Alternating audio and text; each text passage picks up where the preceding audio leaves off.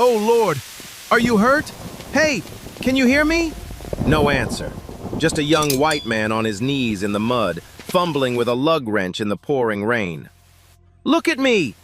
He looked up, face pale, hands shaking. I can't. My blood sugar is dropping. Please.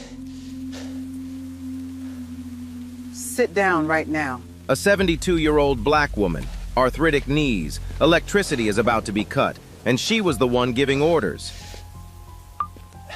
Ma'am, I just need to call someone. You don't need to call anybody. I'm already here.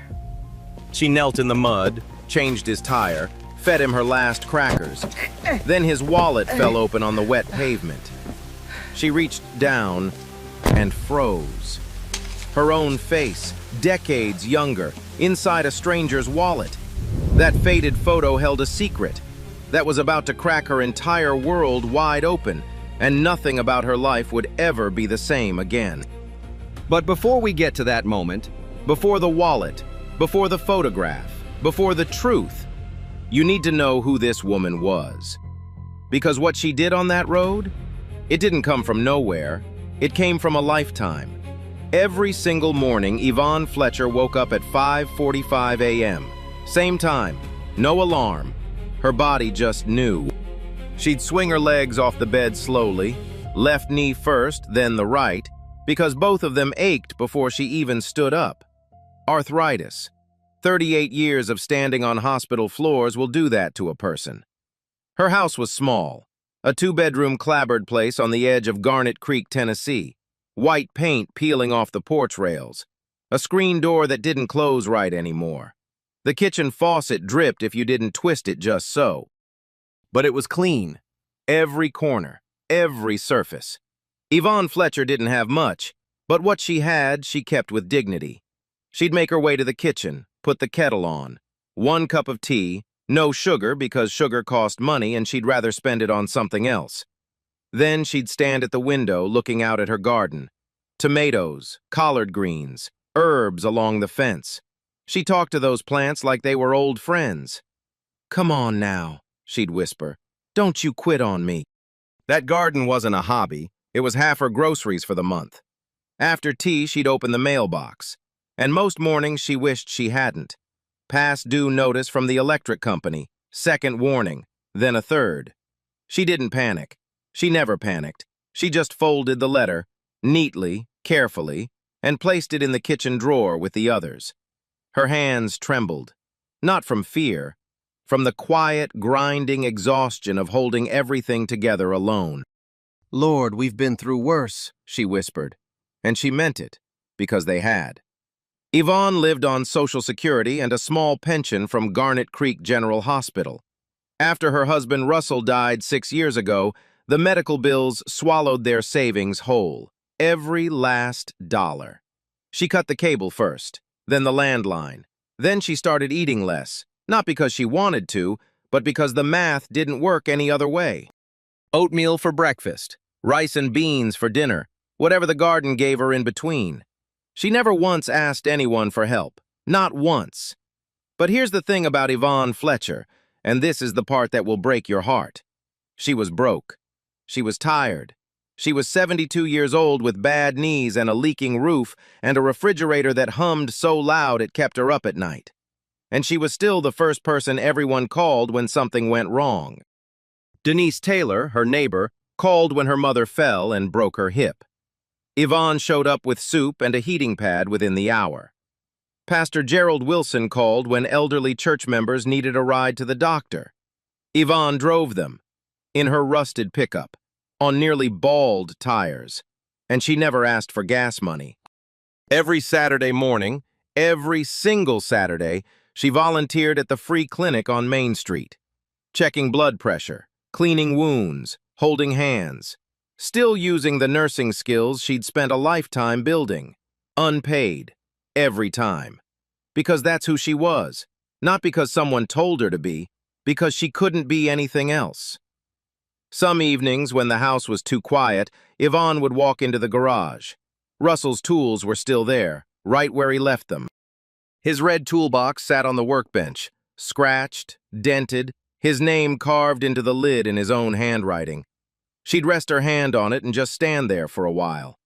Russell Fletcher had been a mechanic, a good one. Hands like sandpaper, heart like butter. He taught Yvonne everything: how to change oil, how to patch a hose, how to swap a tire in the rain. A woman who can change her own tire, he used to say, don't need to wait on nobody. She smiled every time she remembered that, and then the smile would fade, because he wasn't there to say it anymore. There was one thing Yvonne never took off: a small silver locket around her neck. Simple, not expensive, but she touched it 100 times a day without realizing. Inside was a tiny photograph. Herself, mid-20s, bright-eyed, standing in front of Garnet Creek General Hospital in her nurse's uniform. Young, strong, full of something she couldn't quite name anymore. Russell gave it to her on their 10th anniversary. "So you never forget the woman you were," he said. She never did forget. But some days, looking at that photo, she wondered if that woman would recognize the one she'd become. Yvonne locked the front door, climbed into the truck, turned the key. It caught on the third try, like always. The gas gauge hovered just above empty. She was heading to the free clinic. It was Saturday. People were counting on her. And she had no way of knowing, not even the smallest clue, that today, on a rain-soaked road 20 minutes from home, she was about to meet the one person whose life she had already saved once before. But what she had done for him, and what it would mean for her, that's a truth neither of them was ready for. Now, while Yvonne was driving toward the clinic with her gas light blinking, something was happening 30 miles east. Something that would pull both of their lives into the same moment on the same road. And neither of them saw it coming. Caleb Dawson was driving alone. No assistant, no driver, no security. Just him, a rented black SUV, and a leather portfolio on the passenger seat that he kept glancing at like it might disappear. He was heading to Garnet Creek, Tennessee, a town he'd never set foot in, a town most people drove past without noticing. But Caleb wasn't most people. He was the CEO of Dawson Health Partners, one of the fastest-growing healthcare investment firms on the East Coast. 32 years old, net worth most people couldn't even imagine. The kind of man who sat in rooms where decisions were made with a handshake and a signature. But today, none of that mattered. Today he wasn't a CEO, he wasn't a businessman. He was a son, carrying out a promise he made to his mother before she died. Inside that leather portfolio, tucked between legal documents and hospital records, was a photograph. A faded Polaroid. A young black woman in nurse's scrubs, smiling, tired, glowing, holding a newborn baby in her arms. The photo was soft at the edges, creased down the middle from years of being held, studied, memorized. On the back, in his mother Eleanor's handwriting, shaky, written near the end, 5 words. The Angel, Garnet Creek General, 1993. Caleb had been searching for this woman for 3 years. 3 years of dead ends, wrong addresses, disconnected phone numbers, hospital records buried under decades of restructuring. And now, finally, he had a lead. A name from an old county database, a town, a direction. He was close. He could feel it. But what Caleb didn't know was that the road ahead had other plans. It came out of nowhere. One minute the sky was gray, the next, black. Green at the edges. The kind of sky that makes people in Tennessee pull off the road and pray. Rain hit the windshield like gravel. The wipers couldn't keep up.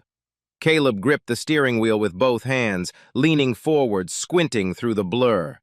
His GPS lost signal. The screen went blank. No, no, no, no, come on! He grabbed his phone.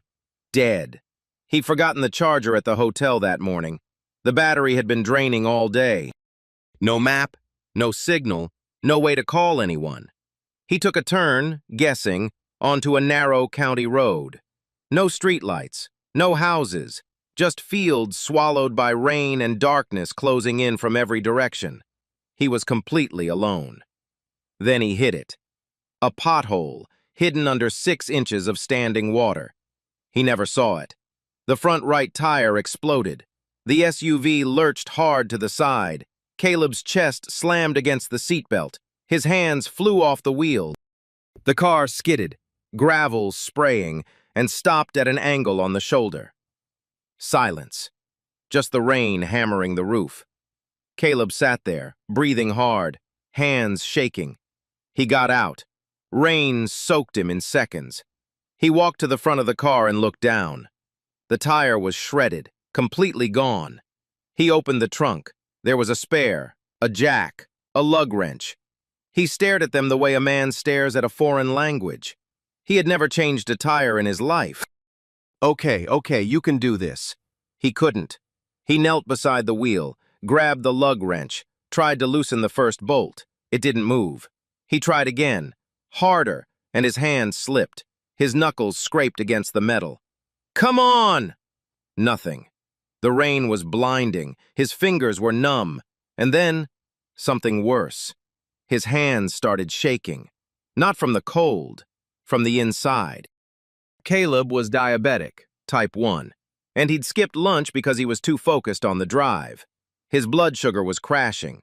He could feel it, the fog rolling in behind his eyes, the dizziness, the sweat breaking through despite the cold.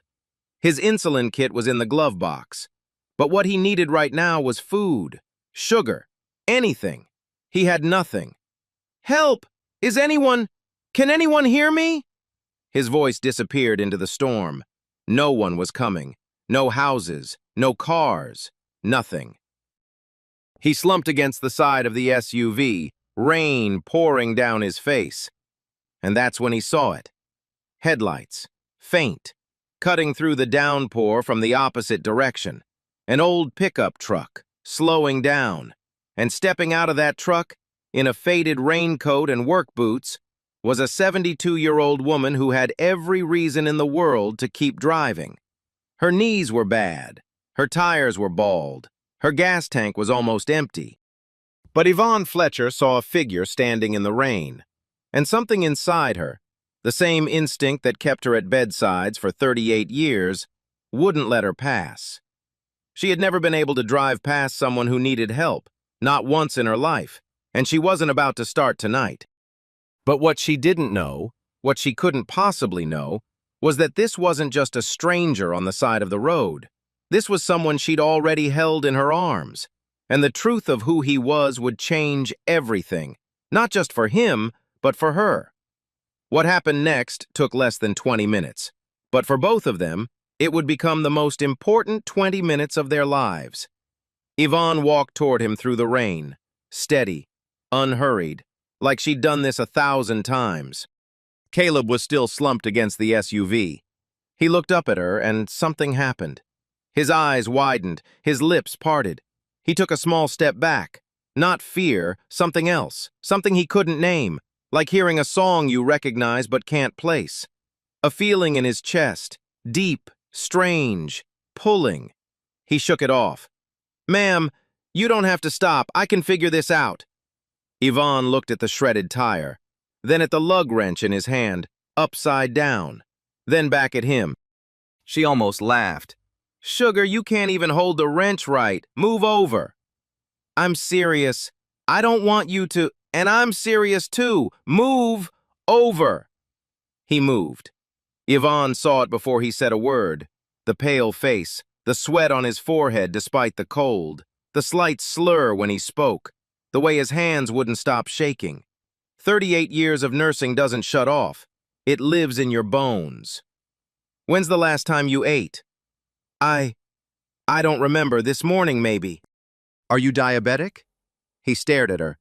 "How did you answer me?" "Yes, type 1. Yvonne didn't hesitate, not for 1 second. She turned around, walked back to her truck, reached behind the seat and pulled out a small paper bag. The same one she carried every Saturday to the free clinic. Peanut butter crackers, a small bottle of orange juice. Nothing fancy, just what she always had. She put them in his hands. "Eat. Now. All of it." "Ma'am." "Don't ma'am me. Sit in that car, close the door, and eat those crackers. I'll handle the tire." You can't. It's pouring. I'm what, old? She looked at him dead in the eyes. My husband taught me to change tires in worse weather than this. Now hush and eat. Caleb opened his mouth, closed it, and did exactly what she told him. Yvonne walked back to her truck and pulled out Russell's red toolbox. She carried it to the SUV, set it down in the mud, opened it with the same quiet reverence she always did, her fingers brushing the scratched lid where his name was carved. Then she went to work. She positioned the jack, checked the ground, soft, muddy, unstable. She found a flat rock nearby and wedged it underneath for support. She'd done this before, many times. The lug nuts were tight. She gripped the wrench with both hands and pulled. Her knuckles went white, her shoulders strained, her arthritic fingers screamed. The first nut broke free, then the second, then the third. Rain ran down her glasses. She couldn't see clearly. She wiped them with the back of her hand and kept going. Inside the car, Caleb chewed the crackers slowly. His hands were still trembling. The orange juice was warm and too sweet, but he could feel his blood sugar climbing back, the fog lifting, the edges of the world sharpening. And through the rain-streaked windshield, he watched her. This woman, this elderly woman, soaked to the bone, kneeling in mud, changing his tire with the calm, steady hands of someone who had spent her entire life fixing broken things. Something cracked open in his chest. Not pity, not guilt, gratitude. The kind that sits so deep it hurts. And that feeling again, that strange, nagging pull. Like he knew her, like he'd always known her. Yvonne had 4 lug nuts off, 1 to go. She was positioning the spare when it happened.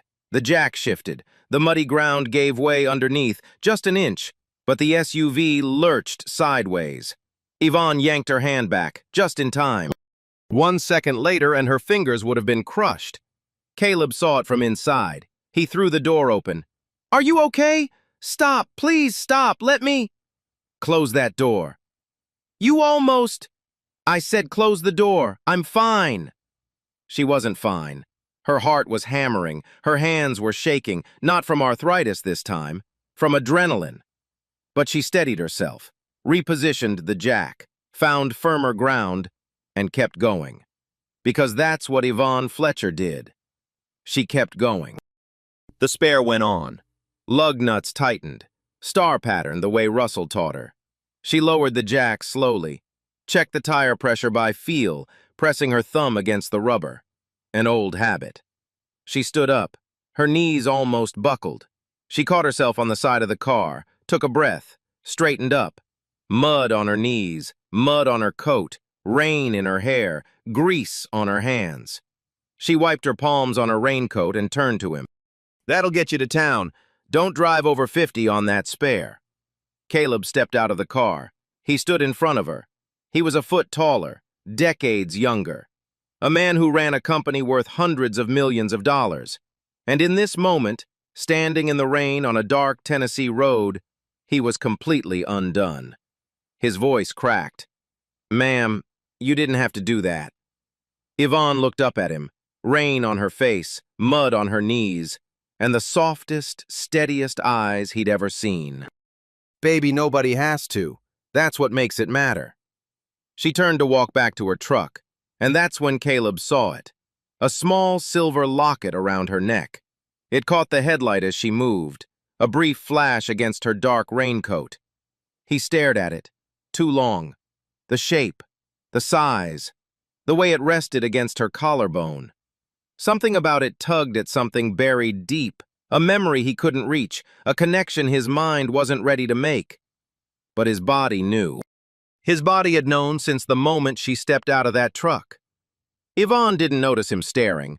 She was tired, bone-tired, the kind of tired that lives underneath everything else.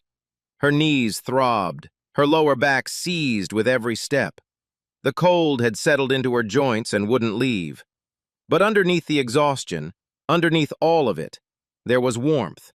The same warmth she felt every time she'd held a newborn in the NICU. Every time she'd squeezed a frightened mother's hand and whispered, Your baby is going to be just fine. Helping people was who she was. It cost her everything, and she wouldn't trade it for a single thing. The rain was slowing down now, not stopping, just softening, like even the sky knew the hard part was over. But for Caleb Dawson, it was just beginning. He reached into his coat, pulled out his wallet. His hands were steadier now. The crackers and juice had done their job. He opened the billfold and pulled out a stack of $100 bills. 4 of them, maybe 5. "Please," he said, "at least let me pay you for your time." Yvonne looked at the money. Then she looked at him. And slowly, without a word, she shook her head. "I didn't stop for money, sweetheart. Put that away." "Ma'am, please. You just, in the rain, your knees, at least let me—" "I said put it away." Her voice wasn't angry. It wasn't cold. It was the voice of a woman who had made up her mind long before this moment. She didn't help him to get something. She helped him because he needed it. That was the whole reason. The only reason. Caleb stood there, wallet open, cash in hand, and realized something that almost never happened to him. He had been told no. In boardrooms, his word was final. People agreed with him. People said yes. That was his world. But this woman, in her muddy raincoat, with her aching knees and her empty gas tank, wasn't impressed by his money, wasn't moved by it, didn't want it, and he had absolutely no idea what to do with that. Yvonne reached into the cab of her truck. She pulled out a small cloth, hand-knitted, soft, faded from years of washing. A rag, really, but clean.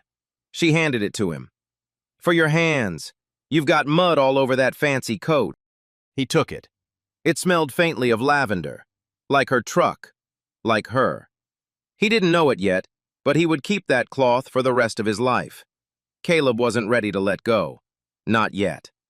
He reached into his wallet one more time, not for cash this time, and pulled out a business card. Small, white, simple. Caleb Dawson, CEO, Dawson Health Partners. He held it out to her. "If you ever need anything, anything at all, please." Yvonne hesitated. She didn't want to take it, but something in his eyes, the way he held it out like it mattered more than the money, made her accept. She glanced at it. Caleb Dawson, CEO, some company she'd never heard of. She tucked it into her coat pocket without reading it again. Just a card from a polite young man she helped on the road, nothing more. Yvonne patted his arm. Gentle, the way she used to pat patients' hands when she said goodnight. "You get home safe now, and eat something real when you get to town. Those crackers aren't dinner." She climbed into her truck. The engine caught on the 3rd try, like always. She pulled onto the road, slowly, carefully, bald tires on wet pavement. In her rearview mirror, she could see him, still standing there, in the rain, watching her taillights fade. She thought, "Nice young man, hope he's okay." And that was all. But Caleb didn't move. He stood on that empty road, rain dripping off his coat, the lavender cloth in one hand, his wallet still open in the other. His fingers brushed against something inside the billfold, the edge of a photograph. He pulled it out. The Polaroid, faded, creased, soft from years of holding. A young black woman in nurse's scrubs, holding a newborn baby. He looked down at the photo, then up at the road, where her taillights had just disappeared. Then at the road sign, barely visible through the mist, Garnet Creek General Hospital, 4 miles. His heart began to pound. The face in the photo, the face of the woman on the road, the high cheekbones, the eyes, the way she tilted her head when she listened. 33 years older, but the same face. His whole body started trembling, and this time it had nothing to do with blood sugar. That night in 2 different houses, 2 people couldn't sleep. And the reason was the same face. Yvonne got home around 9. She peeled off her wet coat, hung it on the hook by the door, changed into dry clothes, put the kettle on. Normal night, same routine. But something was off. She sat at the kitchen table with her tea and couldn't drink it, just held the cup, staring at nothing. That young man. Something about the way he looked at her. That first moment when she walked up to him in the rain, the way his whole body went still, the way his eyes widened, like he'd seen a ghost. People don't look at strangers like that. She reached into her coat pocket and pulled out the business card, laid it flat on the table. Caleb Dawson, CEO, Dawson Health Partners. Dawson. She turned the name over in her mind. Dawson. Dawson. Did she know a Dawson? 38 years of nursing, thousands of patients, thousands of faces, names she remembered, names she forgot, names that blurred together after decades. Dawson. Nothing. She touched her locket, ran her thumb across the silver surface, thought about the thousands of babies she'd held, the mothers she'd comforted, the nights she'd stayed past her shift because someone needed her. Had she ever treated a Dawson? She couldn't remember. Sleep came slowly that night, and when it did, she dreamed of a hospital hallway, bright lights, a baby crying, and a woman's voice saying, "Thank you, thank you, thank you." She woke up at 3 a.m., heart pounding, no idea why. 30 miles away, a motel room in Garnet Creek. Caleb hadn't even taken off his muddy coat. He sat on the edge of the bed, the Polaroid under the lamplight, his laptop open, county records, hospital databases, old staff directories. He kept coming back to her face. The woman on the road, the woman in the photo, same cheekbones, same eyes, same tilt of the head. 33 years apart, but the same person. He was almost certain. Almost. He picked up his phone, dialed his assistant. "I need employment records for Garnet Creek General Hospital. Nursing staff, 1990 to 1995. I'm looking for a woman named..." He stopped. He didn't know her name. She never gave it. He never asked. All he had was a silver locket, a lavender cloth, and a feeling, deep in his gut, that the woman who saved him tonight had already saved him once before. He wasn't leaving Garnet Creek until he knew the truth. But the truth, when it came, would be bigger than anything he had prepared for. Bigger than a name, bigger than a photo, bigger than a promise to his dying mother.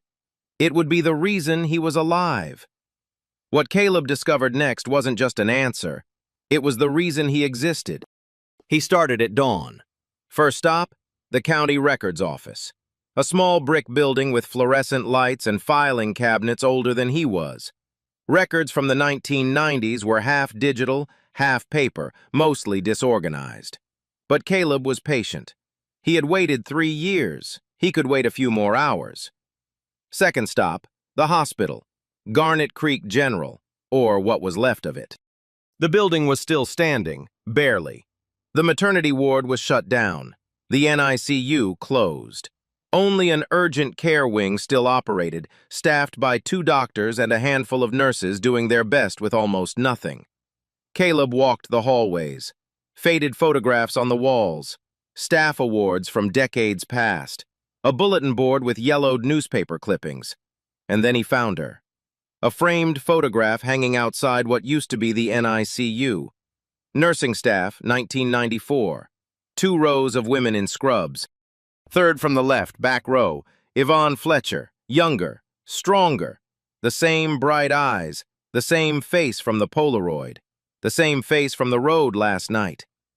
Caleb's knees nearly gave out. He asked to speak with anyone who remembered the old staff. They sent him to a retired administrator, Barbara Moore, 81 years old, sharp as a blade. He showed her the Polaroid. She didn't need to look twice. "That's Yvonne.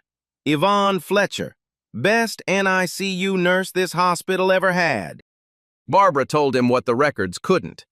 And Pastor Gerald Wilson, who Caleb tracked down that afternoon, filled in the rest. In March 1993, a young white couple was driving through Tennessee. A road trip. They were happy, expecting their first child, but not for another 10 weeks. The woman's name was Eleanor Dawson. She was 26 years old. Somewhere south of Nashville, Eleanor felt a sharp pain, then another, then a gush of blood. Her husband found the nearest hospital. A road sign, Garnet Creek General Hospital, 4 miles. They made it. Barely. Eleanor was hemorrhaging. Placental abruption, the placenta tearing away before delivery. She was losing blood fast. The baby was in severe distress. The on-call doctor was young, overwhelmed. His hands started shaking. They called Yvonne. She was off duty, home, in bed. Phone rang at 11:47 p.m. She was at the hospital by midnight. Eleanor delivered the baby, a boy, barely 30 weeks, tiny, blue, cord wrapped around his neck. He wasn't breathing. The doctor froze. Yvonne didn't. She took the baby, cleared his airway, began chest compressions with 2 fingers on a chest the size of her palm. She breathed into his lungs, tiny, careful breaths. 1 minute, nothing. 3 minutes, nothing. 5 minutes. The doctor said, "Yvonne, it's been too long." She didn't stop. 7 minutes, 9 minutes. "Yvonne, he's gone. You have to. Don't you tell me what I have to do." 11 minutes. 11 minutes of breathing into lungs that wouldn't respond. 11 minutes of compressions on a baby everyone else had given up on. And then, a sound. A cry. Thin, weak, but alive. That baby's name was Caleb.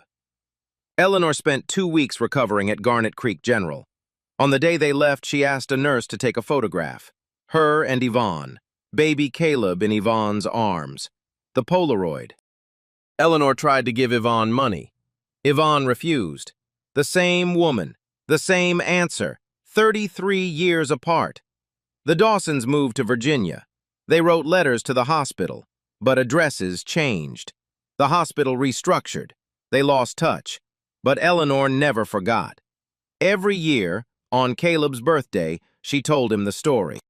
There was a nurse in a little hospital in Tennessee. She wouldn't give up on you. 11 minutes, Caleb. She fought for you for 11 minutes when everyone else stopped. 3 years ago, Eleanor was dying. Cancer, stage 4, the kind that doesn't negotiate. She held Caleb's hand. Her grip was weak, but her eyes were clear. "Find her. Find the woman who gave you to me. Tell her what her 11 minutes meant." She pressed the Polaroid into his palm. She died 4 days later. Caleb sat in his rental car outside the church, hands on the steering wheel, engine off, windows fogging. He couldn't breathe. The woman who changed his tire last night, who knelt in the mud, who fed him her last crackers, who refused his money, was the same woman who breathed life into his lungs 33 years ago. She saved him twice, and she didn't know either time. She never knew the baby survived. She never knew he grew up. She never knew he built a healthcare company, partly because of a story his mother told him every birthday about a nurse who wouldn't stop. Every clue locked into place. The locket, from her years at Garnet Creek General, the same era as the Polaroid. His body freezing when he first saw her, because he'd stared at that photograph his entire life. His body recognized her before his mind did. The road sign, the exact place where it all began. Her checking his blood sugar, making him eat. Still a nurse, still saving him. And her words, "Baby, nobody has to. That's what makes it matter." The same philosophy that kept her going for 11 minutes when everyone else gave up. He pressed his forehead against the steering wheel and said out loud, to no one, to his mother, to the rain, "I found her, Mom. She found me." Caleb Dawson now knew the truth. But the question that kept him up all night wasn't about the past. It was about what he was going to do next. He couldn't just show up at her door. He knew that. A woman like Yvonne Fletcher, proud, independent, the kind who refused $500 in the rain, would shut down the second she felt like someone was pitying her. So he had to be careful, respectful. He had to meet her on her terms.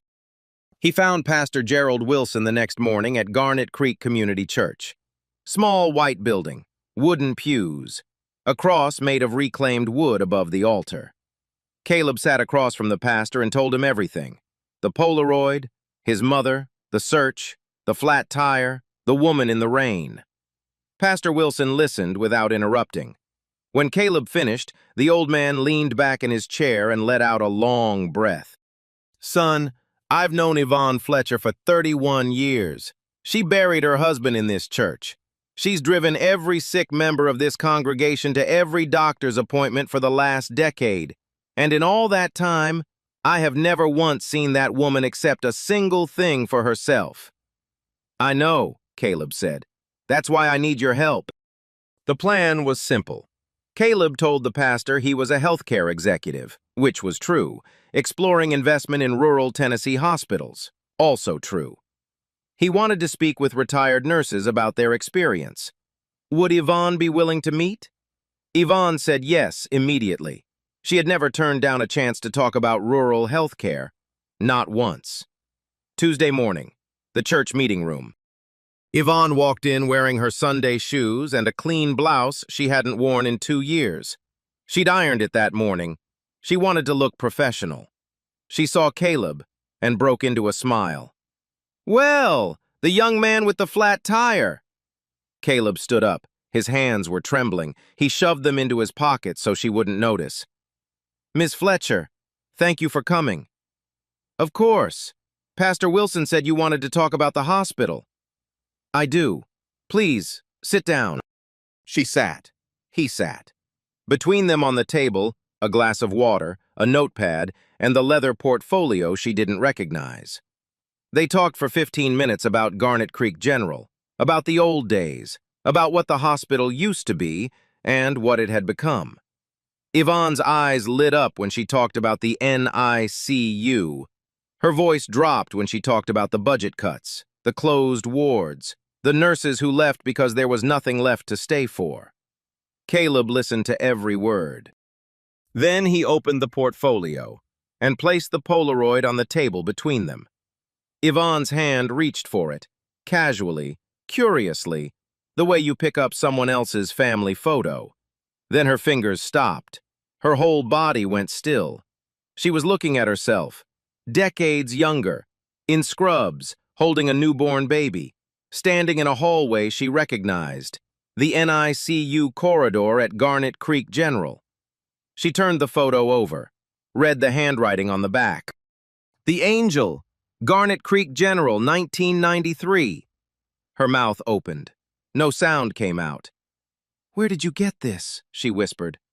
Caleb's voice broke on the first word. That baby is me, Miss Fletcher. Silence. The kind of silence that fills a room from floor to ceiling. I'm the baby you saved. 33 years ago, 11 minutes. You breathed into my lungs for 11 minutes when everyone else stopped. Yvonne stared at him, then at the photo, then at him again. Her eyes filled. Oh, Lord! Oh, my sweet Lord! She reached across the table and took his hands. Her grip was strong, stronger than he expected.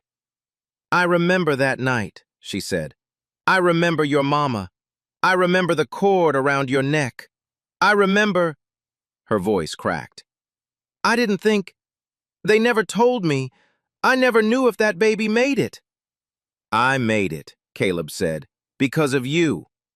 Yvonne wept, quietly, with dignity, the way a woman weeps who has earned every single tear. Caleb told her everything, his mother's story, the birthdays, the Polaroid passed down like a sacred thing, Eleanor's cancer, her last words, the 3-year search, and the flat tire. You saved me twice, Miss Fletcher, and you didn't know either time. Yvonne held the photo against her chest, closed her eyes, and for a long moment neither of them spoke. When Caleb finally told her what he wanted to do, she almost walked out. I don't want your money, baby. I told you that on the road. This isn't money, and it isn't charity. Please, just hear me out. She sat back down, arms crossed, eyes sharp. Caleb laid it out. First, for Yvonne, a formal Lifetime Service Recognition Award through the Dawson Health Partners Foundation. All medical expenses covered for life. Home repairs completed within 90 days. A monthly stipend, not charity, but a recognition of her 38 years of service to this community.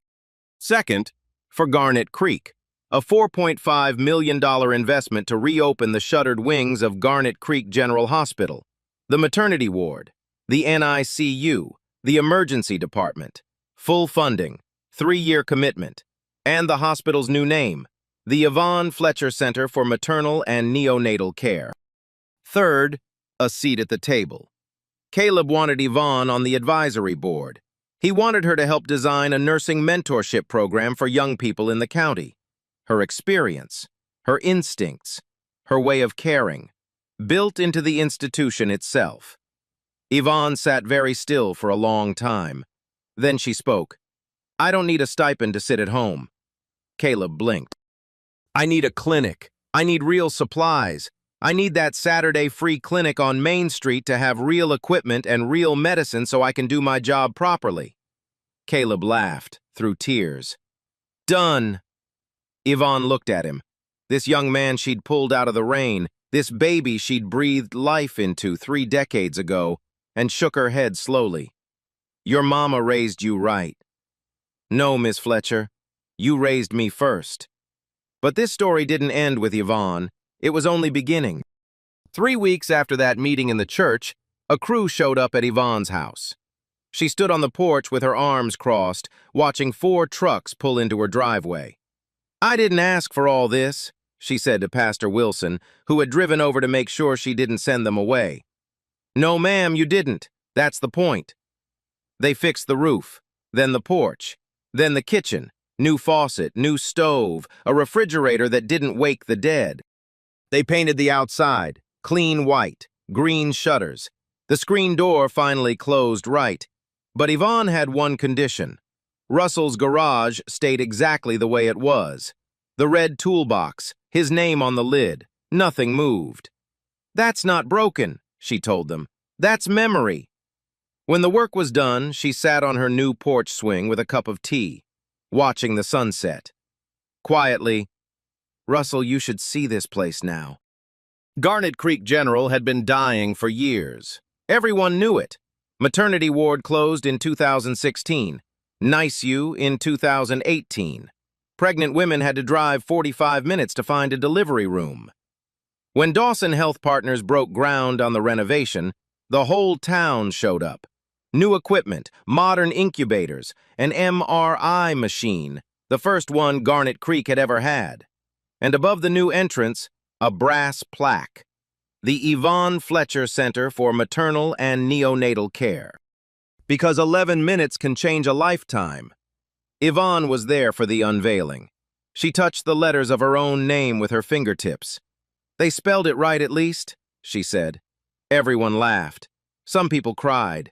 Yvonne did both. Dawson Health Partners established the Fletcher 11 Scholarship, full nursing school tuition for students from rural Tennessee communities. First cohort, 12 young women and 2 young men, white coats, nervous smiles, futures that didn't exist 6 months ago. Yvonne pinned every name badge herself.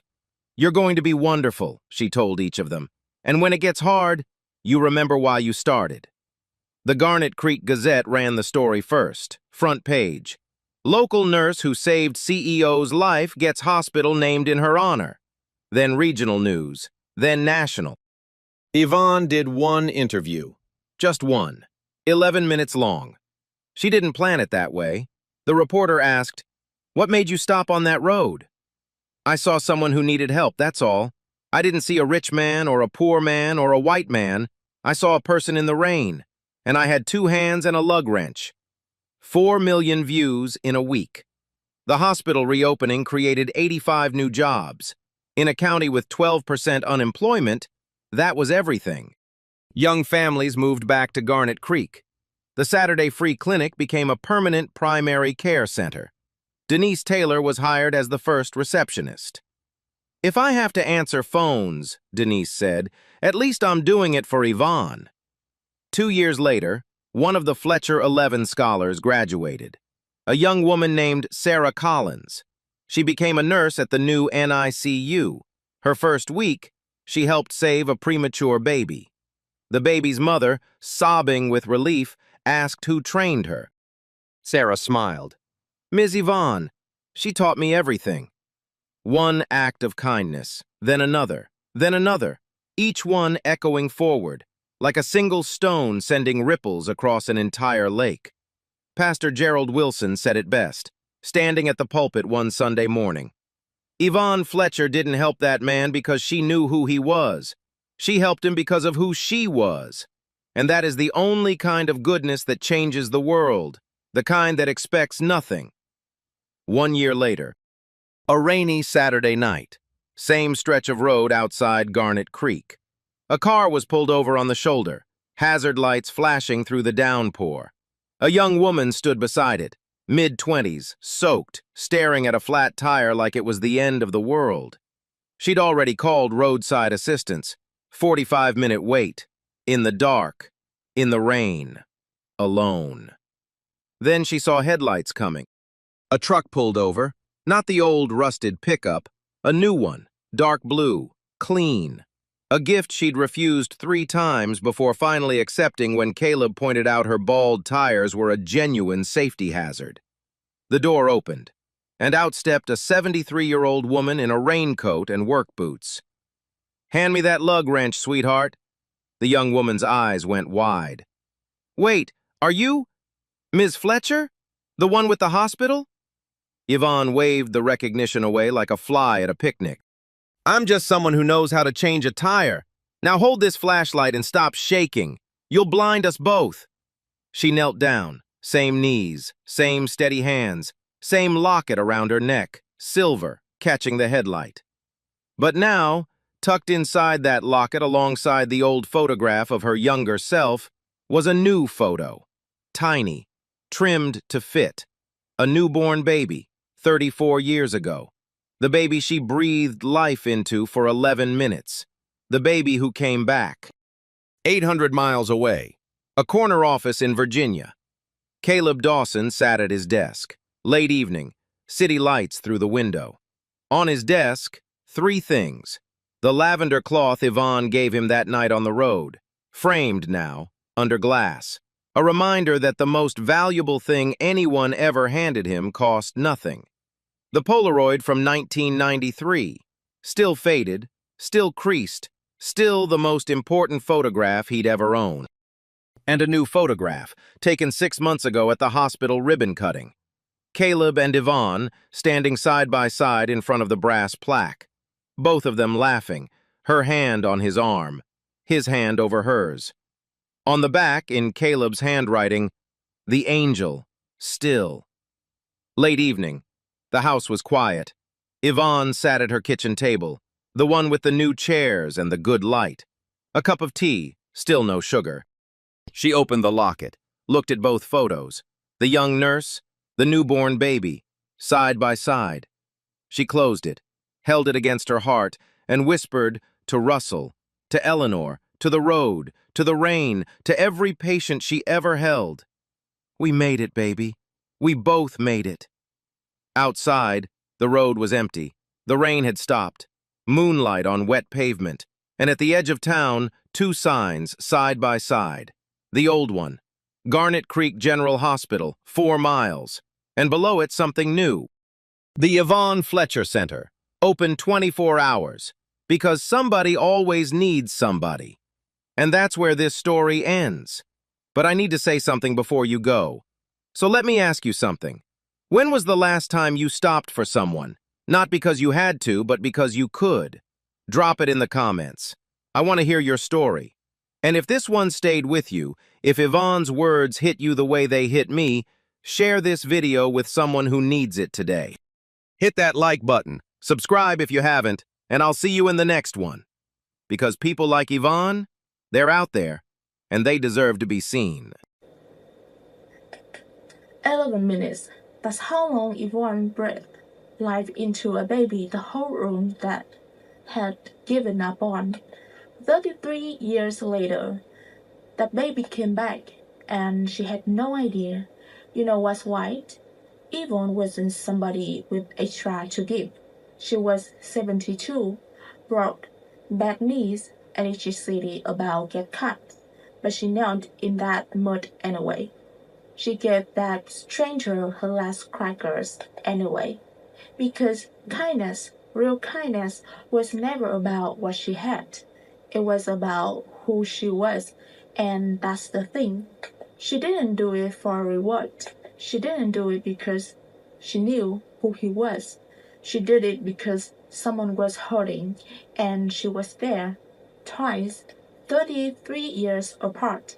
Same woman, same heart, same answer when they offered her money. No, and it makes you wonder, how many lives have you already changed without knowing it? How many people out there still carry something you gave them that you forgot you even gave? What if the smallest thing you ever did was the biggest thing in someone else's story? Tell me in the comments. When did someone show up for you when they didn't have to? Share this with someone who needs it. Like, subscribe. I will see you in the next one because 11 minutes can change a lifetime.